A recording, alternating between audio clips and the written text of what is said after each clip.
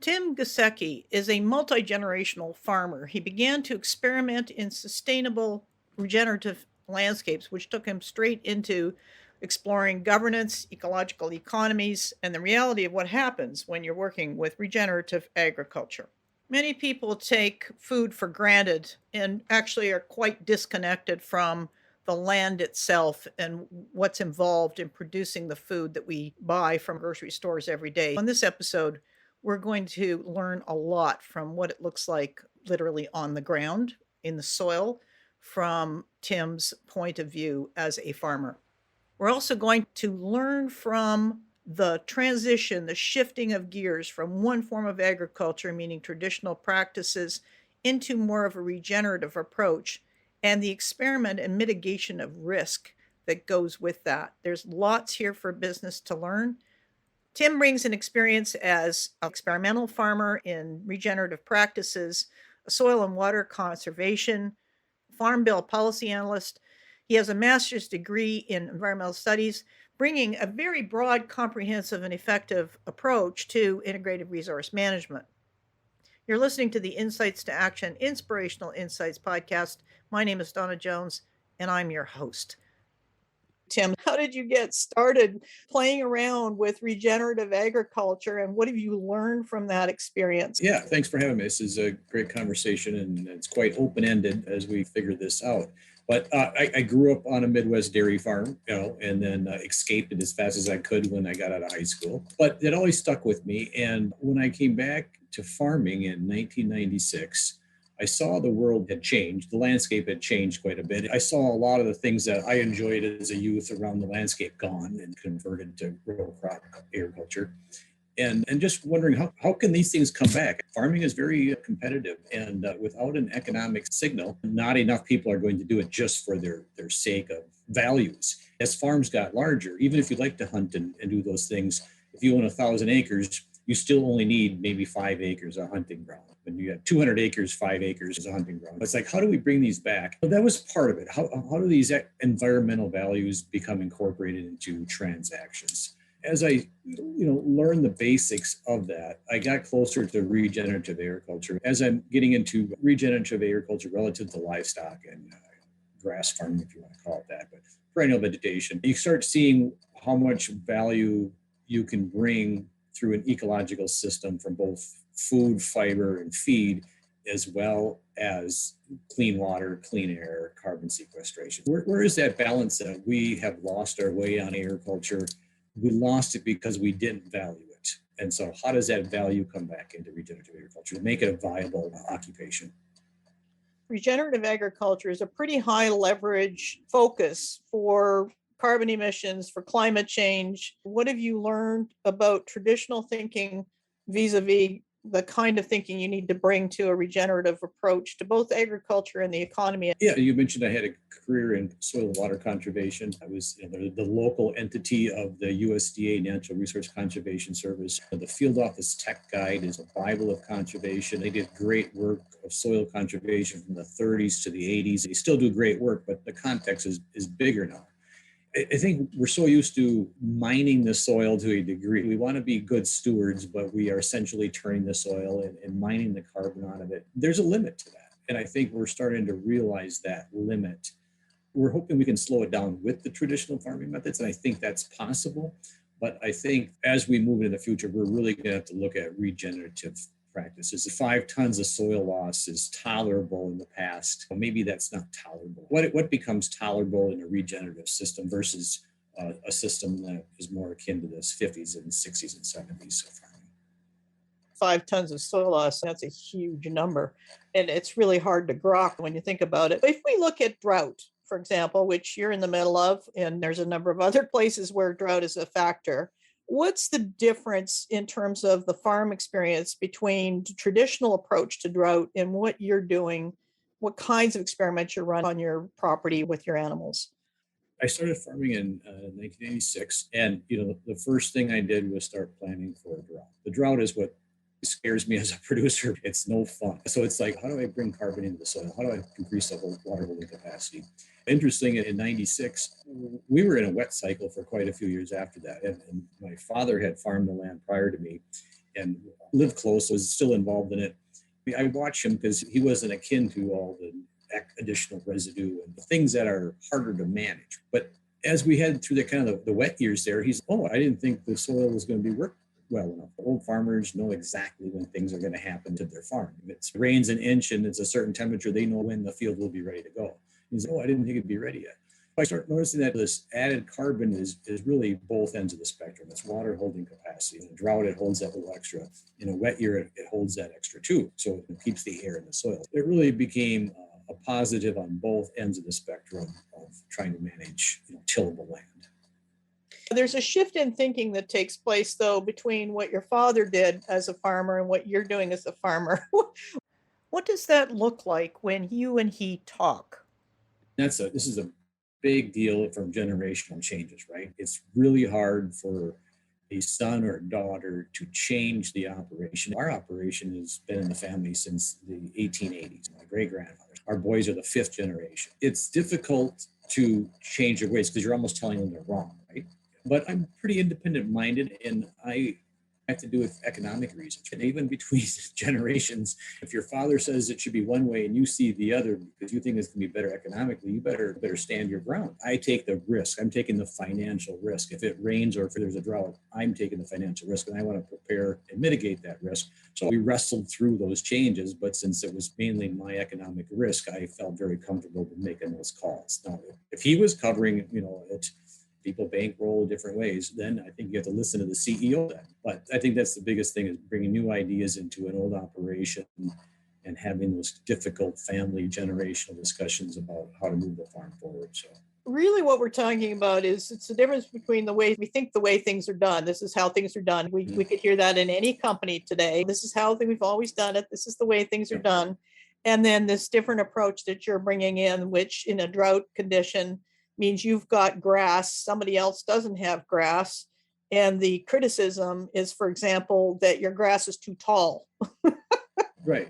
It's farming. Yeah, it's paradigms. They're so strange because when you're in one, you can't see the other. And when you're in the next one, you forgot the one you were in almost. And that's how it is. So they have this notion of what farming is, what pasture is, what raising livestock is, and anything different appears wrong.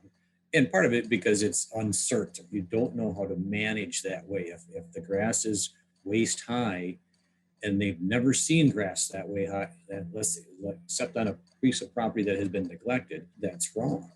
I venture into these areas with uncertainty. You trial things out. You don't roll the dice on your whole farm. You learn things, but we have to advance in some way. And this summer, when this is really the first drought, and we're not severe drought, we're in a moderate drought. We're still managing, but it was quite incredible to have the cows take down 3-foot tall grasses in the paddocks over several days. And then when they move on, start seeing that previous paddock green up as fast as it does, and dig underneath the mulch and feel the soil being cool, and seeing that stuff bounce back up again. In a moderate drought, you're seeing your land produce. It's okay. You can't do that forever, but basically what it is bridging the time between the next rain. Hopefully you get that, but it mitigates some of that risk.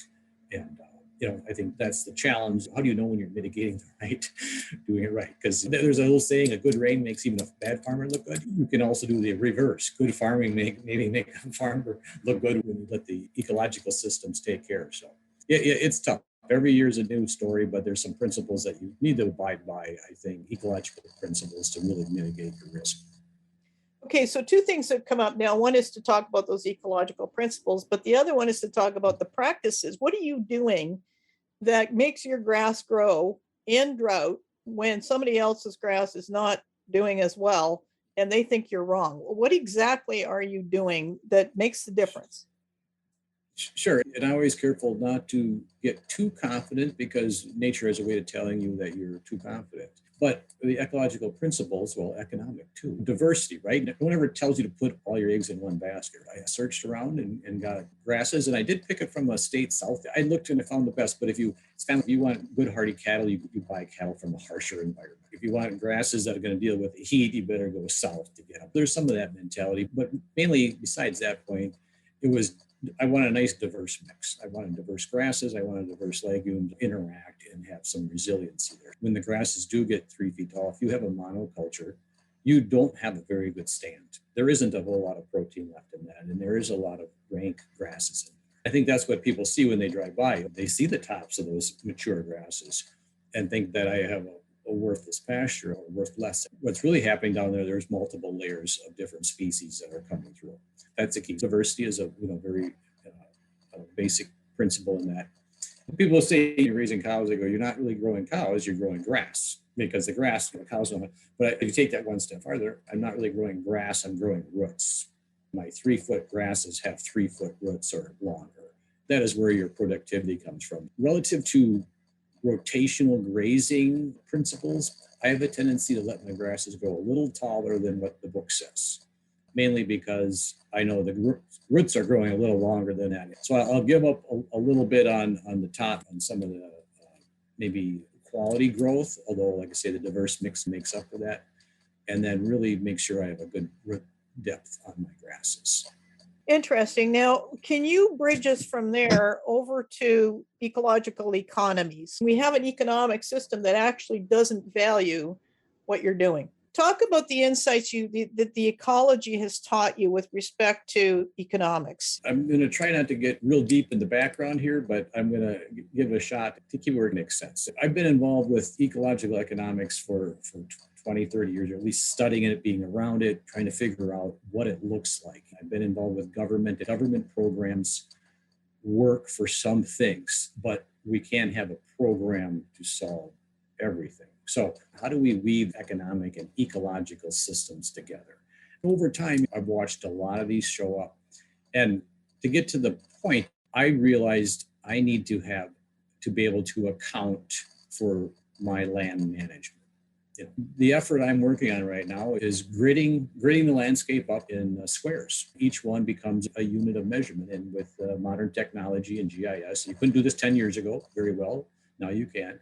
Let's say there's a 3 meter by 3 meter square on the piece of property. From that square, you grow a certain amount of corn or a certain amount of grass or a certain amount of beef, but you also can get to a certain amount of water quality, a certain amount of carbon.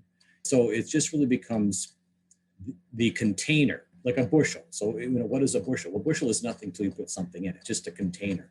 And it helps us measure and account for grain. What we are proposing is this natural capital unit, this, grid on the earth, and that's the container. Now I can identify what comes off that land, what goes on it, and people can begin valuing that relative to their sustainability claims. It sounds like a mess, but it really does align my property with it gives me a layer of accounting that I didn't have before. I can account for these squares and how I produce on them and what comes off of them.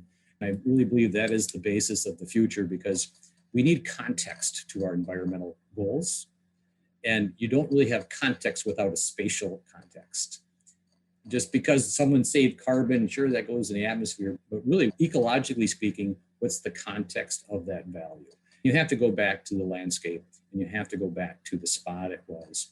I really see the accounting system to be on that order, where we can track it, where we can just account for it. It comes down to accounting, and you need a measurement unit like a bushel. In this case, we have a natural capital unit on the land. In a nutshell, that's just really where we're going to, is spatial accounting system. You just said we. Who's we, and how does that link up to governance? We was me in 2010. My business attorney, he told me, Tim, I think you got something. You should write a book. It doesn't be long, 80 pages, just something to document what you are laying this out. I had been working on projects where I was doing this in a crude manner. 400 pages later, I called it Eco-Commerce 101.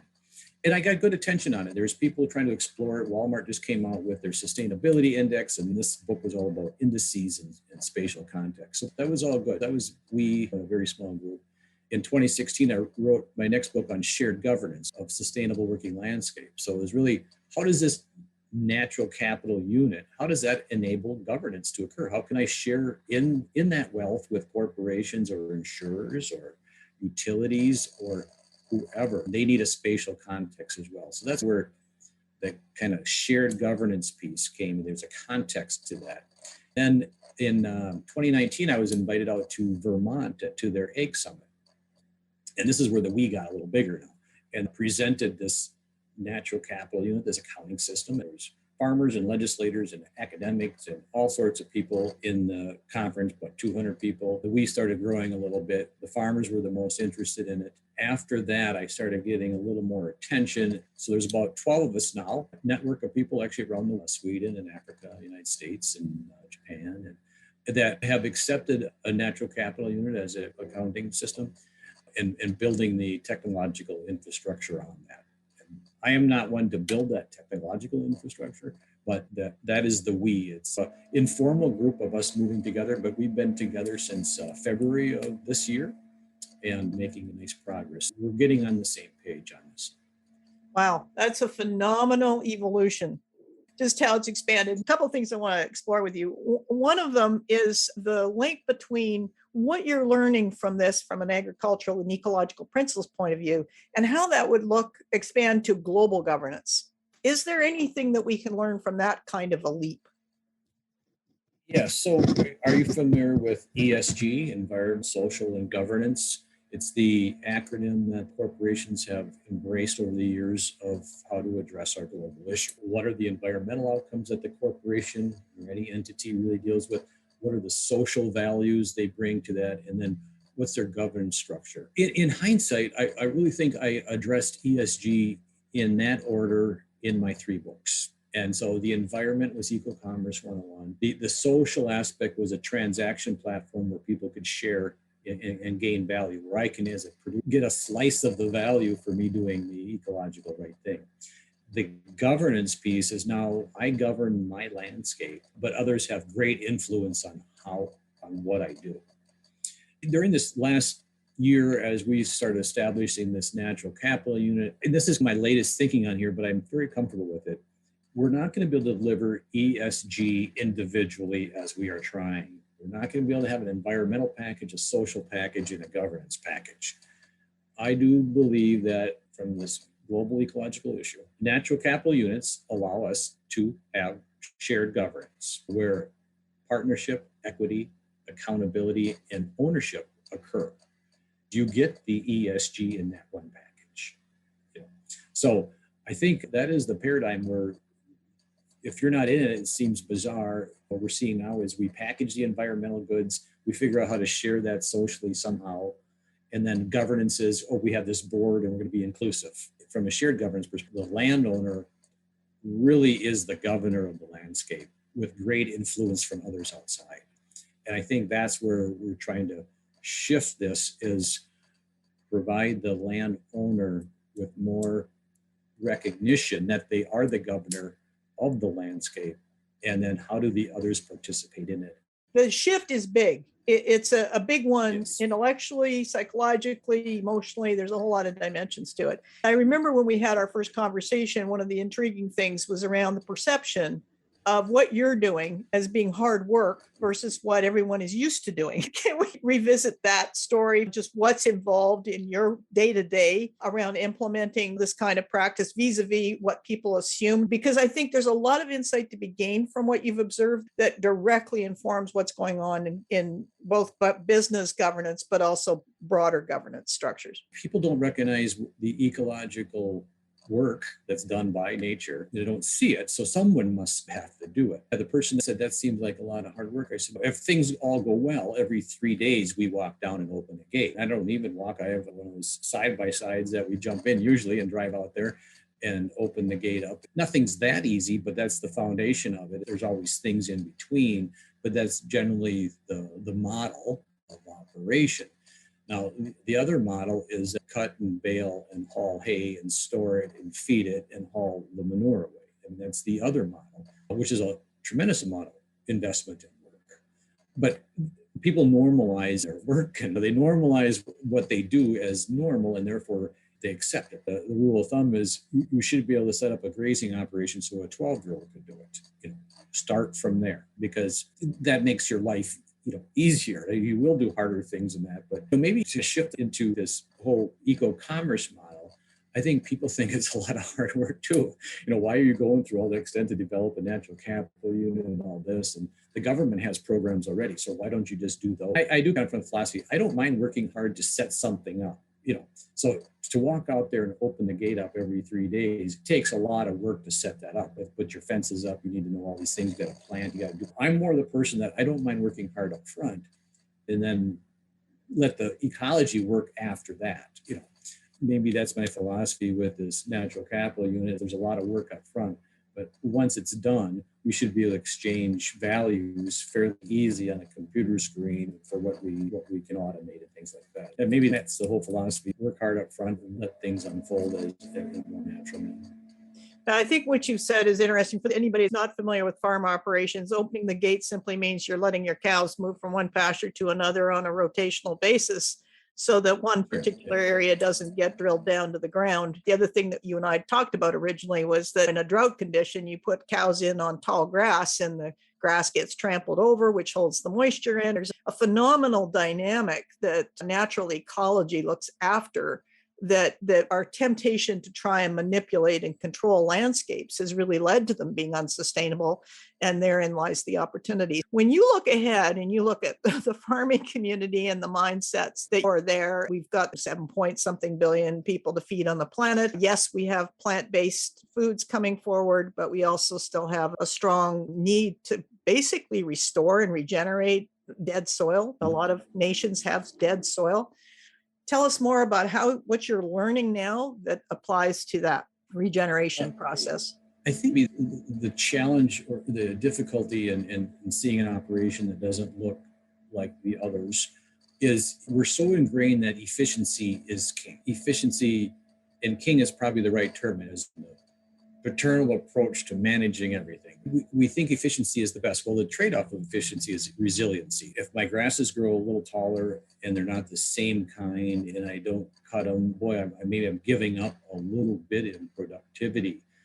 Maybe not, but that's the view. So then it's what's the most efficient system to get the most off the land and the most and most. That works great while everything works great. But if you do come across a drought or excessive rain, there's no resiliency. There's less resiliency in systems that are really honed down to efficient.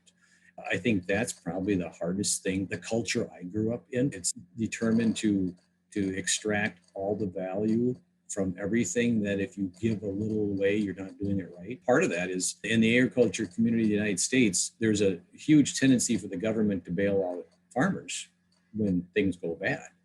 We basically encourage people to run with a full basket of eggs. If you trip and fall, we'll hand you another basket of eggs. And that's how it is. So from a competitive perspective, the most rational thing to do is run with a full basket of eggs at all the time. Because when you get to the place you're running, you're there first and you get the most. And if you do trip, someone's there to save you. There is no negative feedback in much of American agriculture to be resilient. And I think that was in the 30s and 40s, long before my time. There was diverse operations that knew that when droughts came, you better have a crop that's spring, summer, and fall. You better have diverse livestock, and you better have diversity. So when adversity comes, not all your eggs are in that one basket. And we gave that up. We support efficiency over resiliency. And I think that's probably going to be the biggest challenge, is to back off of efficiency and incorporate resiliency just against our culture. If we embark on that beautiful shift that you just described between efficiency and resiliency, if you focus on resiliency and you have got a collective focus on it from some magical tipping point of farmers in, let's just use the US as an example, what could be the potential result of doing so? Unfortunately, this regenerative concept and resiliency is part of the conversation. And people that have never been on a farm and aren't ecologists, aren't sure what that is, I would guess. That's pretty hard to. We don't have to get this perfect. We have to be directionally correct. And I think that's part of the problem, is people want to get this perfect. We want to spend all the time to measure the carbon right down to the exact pound per acre. And if it's a little off, we have problems. That's probably that efficiency thing. We can, 0.001, where resiliency is a little looser than that, and that's where the outcome based is. How do we shift the direction toward more resilience? Here's some principles. If you don't want your soil to move, don't move your soil. That's one of the old sayings, right? And these perennial systems do that very well. If you row crop, you have to move it less if you want your soil to move less. How do we get to the point where some common knowledge to a degree, I should say, that they're promoted and incentivized, and those are the outcomes we shoot for. I'm an island in a sea of tilled crops where I'm in southern Minnesota. And so it's not so neat we have something here.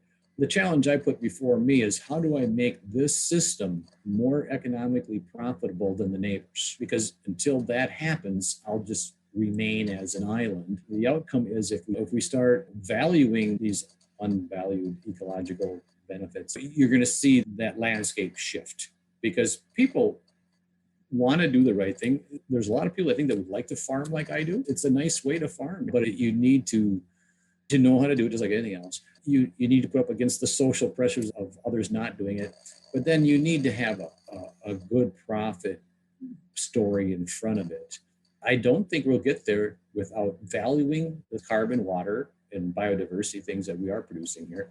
I don't think we can get there without at least putting that layer in the economy. You don't get things that you don't value.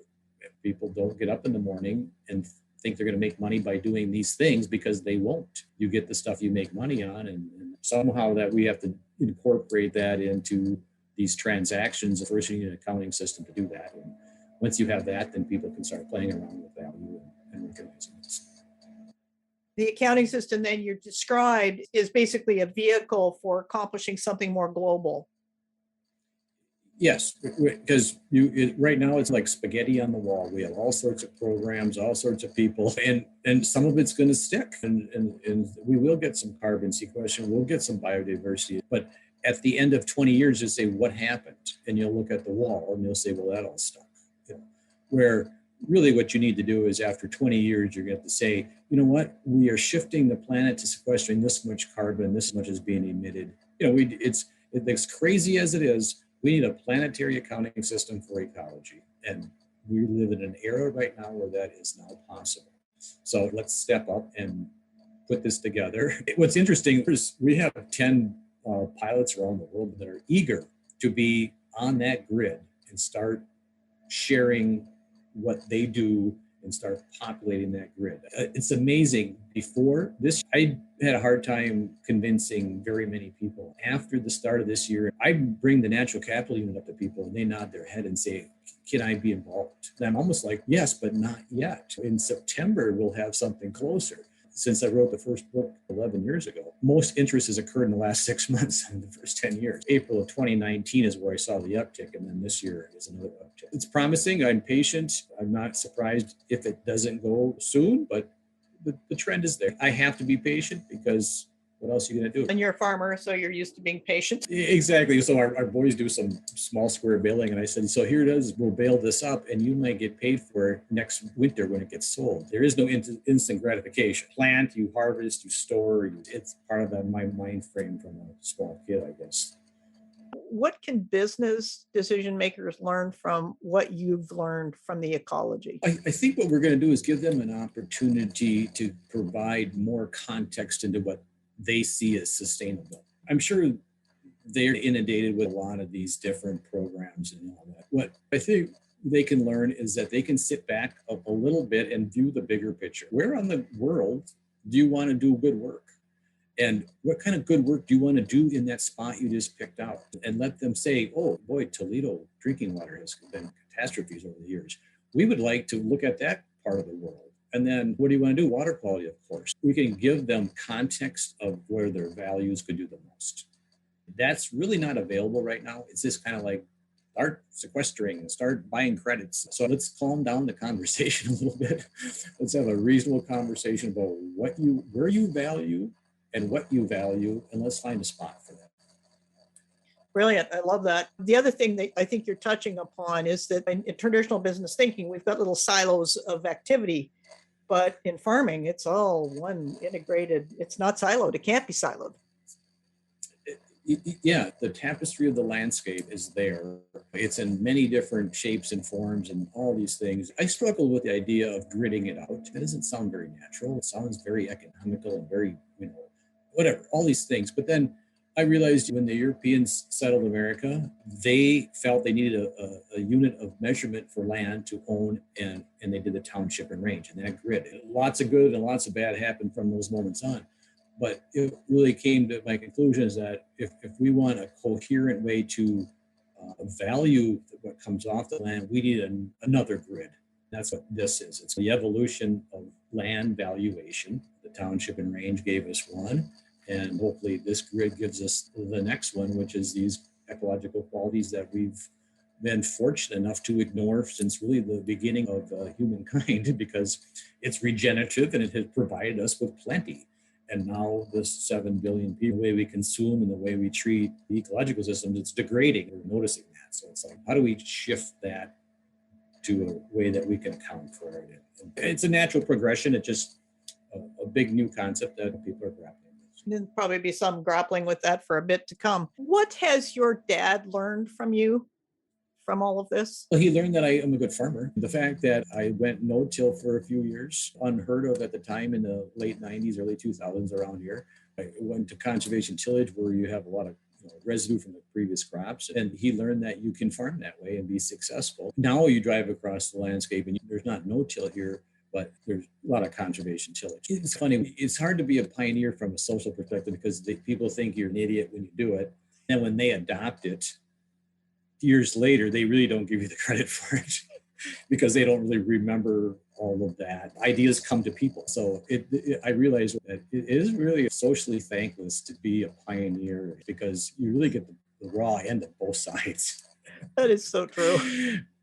Yeah. But again, if you do it right, you're ahead of the game. You're mitigating your risk. You're moving. Even one of the reasons I did go from row crop farming to perennial is because I saw the robots coming, right? The tractors are becoming robotic and I can't compete with robots. I don't have the resources to get robots, many more hours to keep up with a robot. I just didn't see that as a viable future for the size of operation we are. In time, those may be more efficient and they can be on small operations and the cycle turns over again. But that was one reason why I did move that, and multiple reasons. We had kids that were teenagers that needed to work more in different operations on the farm. But from kind of a business direction, I did not want to compete with robots. And so I moved on to biology, right? They can't make robotic cows yet. So, and robotic grasses yet. I'm in a field that I'm safe for a while. I can compete. And that's what it comes down to. How can you compete and enjoy it? So. If there's something from a mindset point of view that you could share with business decision makers or with anybody who's making decisions that have a big impact, that have a legacy like the one what you're creating here, what would you say? Yeah, it's really exploring the forefront of this ecological dimension, right? It's really defining that. We as this network want to provide the tools for this. There's some in our group that still lean toward we need to have this water quality number and this index, and we want to be very prescriptive of how we move the world into a direction. I think that is up to these business leaders to define that. Sustainability is defined ecologically and economically, and it's going to be a dance between those two forever. It's to be directionally correct, to set some standards, as in not so much numerical standards, but ethical standards and sustainability standards that they hold and can guide. You're going to see, of course, in the competitive world, people are going to call sustainability in some cases the least sustainable for the least amount of money and just stamp it and go. Transparency in this will weed them out. We're not going to be naive. Business leaders if we provide this tool for them, they can provide the market signal and get the credit, what do you want to call that? They can lead defining sustainability. And what that means regionally, locally, globally, in all those different scales that businesses operate. Here's a tool. How can you use it to the best of your ability? What do you use as principles when you're making your decisions? What are you guided by? I'm an ethical person, and I like to see people succeed. I don't think I'm overly that way by any means. I'm for the underdog, I guess. I'm for fair, but I'm for open and fair. I'm for competitive. I think we need to have that edge, but we need to have information. I just like a very even playing field, I think, is my principles. If I see it tilted one way, I do work on the other side to balance that out. And then long term, we are in such a unique time in the history of the world. As you read, you really get the appreciation of where we're at. The printing press time was a big deal and the internet was a big deal. We're in these big deal times, And so part of it, the self challenges, I just like great big challenges. They're great to work on and to open my mind and then tap into the pioneers of thinking like Adam Smith. The eco-commerce book is one of the smartest people that had original thought without any clutter around it. I like to put those pieces together and just get the sense that these are solvable and go from there. That's why my farm operations since 96 has changed multiple times, because I moved through systems and then shift. And this last system going from row crop to perennial was the last 3 years has been a big change of the ship. But I enjoy it. We're toward the end of that shift now. That hard work up front is done, and now the 12-year-old can run that operation. All those things come in, but from my own personal professional, I like the big challenges. Throw me the biggest problem, tell me I can't solve it, and I'll ruminate on that for a week, month, or years, whatever it is. It's a good thing you like those challenges, because when it comes to food production globally and agriculture, we're definitely got that challenge in front of us. So thank you for the work you're doing. No, it's just great conversation. This is all evolving stuff. I'm glad to see there's so many more participants in it. And yeah, look for good things in the next 2-3 years. Moving from one form of agriculture to another form of agriculture is really not any different from what we're seeing in the business world of moving from a linear way of thinking without regard for consequence or effect to actually paying attention to being responsible for what happens. We're looking at agility of thinking, the ability to adapt our thinking to different realities and contexts as they emerge. The Business Agility Institute is dedicated to sharing stories that profile business agility, meaning the freedom, the flexibility, and the resilience to achieve the purpose of a business. Emergence Magazine is a premium publication published 4 times a year, including exclusive stories by great thinkers and practitioners worldwide. You'll find more details on the businessagility.institute website. Scroll down and find the Emergence magazine. When you subscribe, use the discount code DAWNA for a 10% discount. It's a great magazine. I have 2 articles in the current issue. One is on Matt Black Systems, on their transformation process and how they achieved 500% productivity without trying. And the other is on Roche, Sweden, on their transformation process. To provide a little bit of background on regenerative agriculture, the summer issue of Corporate Knights, which is a Canadian business sustainability magazine, has a super article on regenerative agriculture. To quote from the magazine, it turns out that tilling the land destroys complex fungal and microbial networks that make up the Earth's life-sustaining microbiome, all while releasing valuable moisture into the air and quietly unleashing billions of tons of carbon into the atmosphere. What we've been doing basically has not been good, and the opportunity is to do something far, far better. Now, there's a whole lot of companies that understand this and are working to introduce regenerative agriculture. Companies like General Mills, Danone, Unilever, and Nestle are working on this. Patagonia, Gucci, and Timberland. Also, PepsiCo recently announced that it would be implementing regenerative practices across its entire ecological footprint, which would start off by eliminating 3 million tons of greenhouse gas emissions by the end of the decade. So not only is this about greenhouse gas emissions, it is also about biodiversity.